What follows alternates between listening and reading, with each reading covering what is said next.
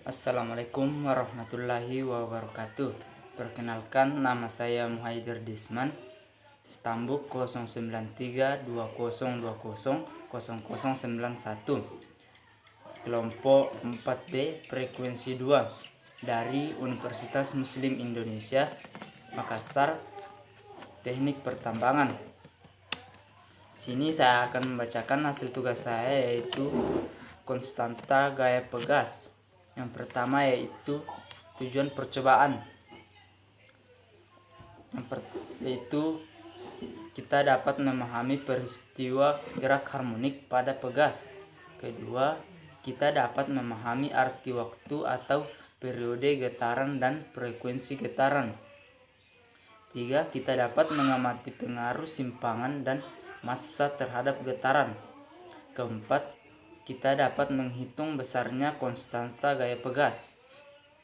Selanjutnya, teori dasar. Pendekatan yang baik untuk berbagai gaya F dari pegas sebanding dengan perpindahan di ujung bebas pegas dari posisinya ketiga pegas dalam keadaan relaks. Tanda minus pada persamaan hukum Hooke menandakan bahwa arah gaya pegas selalu berlawanan arah dengan perpindahan ujung bebas pegas. Konstanta K disebut dengan konstanta pegas dan ini merupakan ukuran kekuatan pegas. Semakin besar nilai K, semakin kaku pegas. Ini menandakan bahwa semakin besar K, semakin kuat tarikan atau dorongan pegas untuk perpindahan tertentu. Satuan SI untuk K adalah Newton per meter.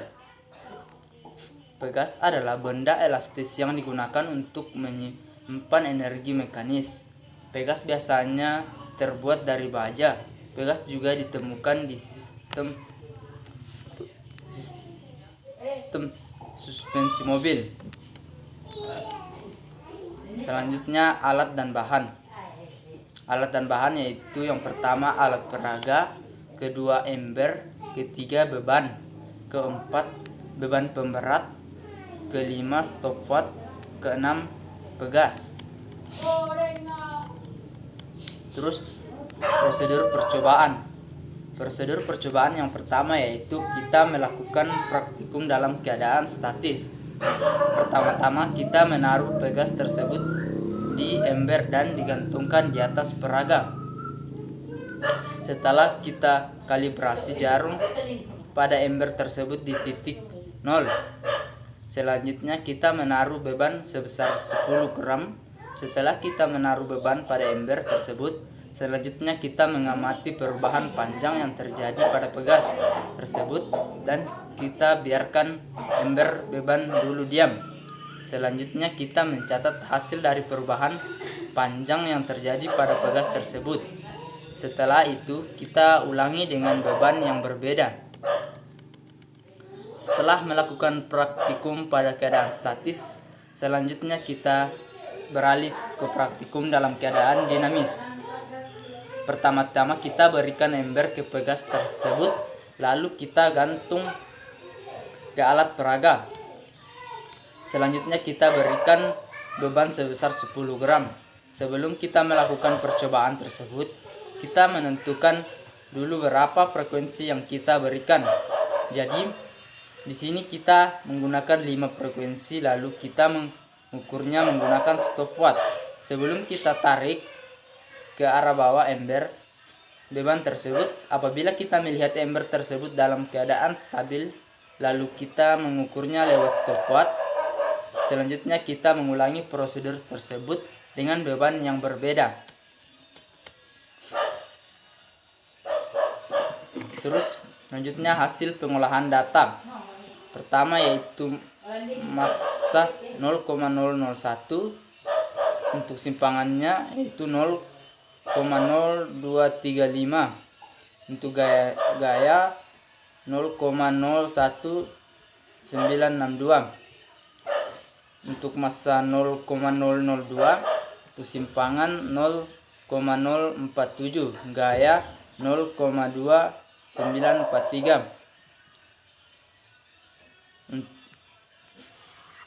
Selanjutnya untuk kesimpulan. Setelah mengikuti proses praktikum, setelah mengikuti praktikum gaya gesek, saya menarik kesimpulan bahwa gaya pegas merupakan gaya untuk kembali keadaan semula.